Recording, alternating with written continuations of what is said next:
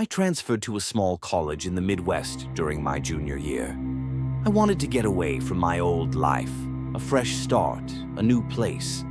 The campus was surrounded by woods, quiet and isolated, which I liked. There was something calming about how removed it felt from the rest of the world. My assigned dorm room was in an older building on the edge of campus. The building had character, brick walls, creaky wooden floors, and dim yellow lighting in the hallways. My roommate Tyler was a senior who mostly kept to himself. He seemed normal, friendly enough, but quiet. I figured that was perfect. I wasn't looking for a party roommate, just someone I could share space with peacefully.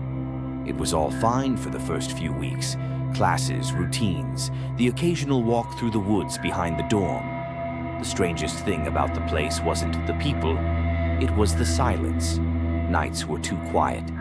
Even with other students living in the building, it felt like everyone disappeared after sundown. Then, one night, I woke up to something tapping on the window. I thought maybe it was a tree branch, until I remembered we were on the 3rd floor. The tapping was slow, deliberate.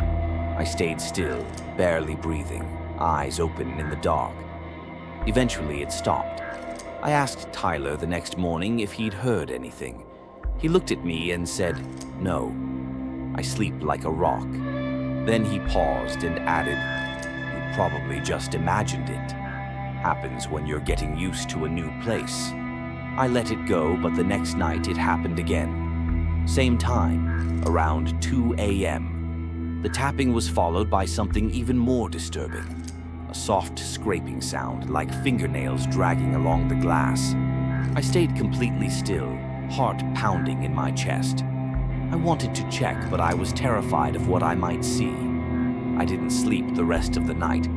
The following day, I skipped my morning class and walked around the back of the building to look up at our window. Nothing was there. No ledges, no branches, just a flat brick wall. I kept staring, trying to make sense of how anything could have reached the window. Later that week, I noticed Tyler acting strangely. He started locking his closet with a small padlock and always had headphones in. He barely spoke to me anymore. One night, I saw him standing in the middle of the room, completely still, staring at the door. I said his name, but he didn't respond. It wasn't until I snapped my fingers that he jerked his head toward me and mumbled, "Sorry." Zoned out. That night, I had the worst dream of my life. I was in the room, but everything was pitch black.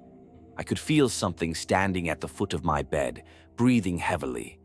I tried to move, scream, anything, but I was paralyzed. Then I felt the blankets being slowly pulled off me. I woke up drenched in sweat, heart racing. When I looked at my bed, the blanket was halfway on the floor. I told myself it was just sleep paralysis, stress, my imagination. But then I noticed the closet lock was missing. The door was open just a crack. I got out of bed, walked over and opened it. Inside was a notebook, one of those composition journals, worn and dirty. I picked it up and flipped through the pages. It was filled with drawings, dozens of them, all of the same thing. A tall figure with hollow eyes standing outside our window. In some, it was reaching toward the glass.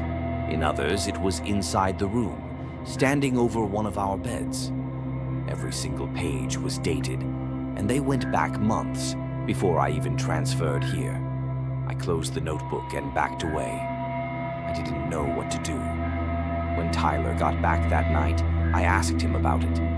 He looked pale, like all the blood had drained from his face. "I told it to stop," he whispered. "I told it not to come back once you moved in." "What are you talking about?" I asked. He wouldn't look at me. "It only watches. That's what it told me. It just wants to watch." I didn't sleep that night. I sat in the chair, staring at the window, waiting. At exactly 2:13 a.m., the tapping started again. This time I stood up and walked slowly to the window, and there it was, a tall black figure, its face pale and featureless except for two empty, sunken eyes. It wasn't standing on anything. It hovered just outside the glass, staring straight at me. Then it smiled. Not a natural smile, not something human. It stretched wider and wider until it almost split its head, and then it vanished. I screamed. Tyler jumped out of bed and grabbed the notebook, ripping pages out and throwing them into a trash bag. "It's you now," he muttered. "It's not watching me anymore." I didn't understand what he meant.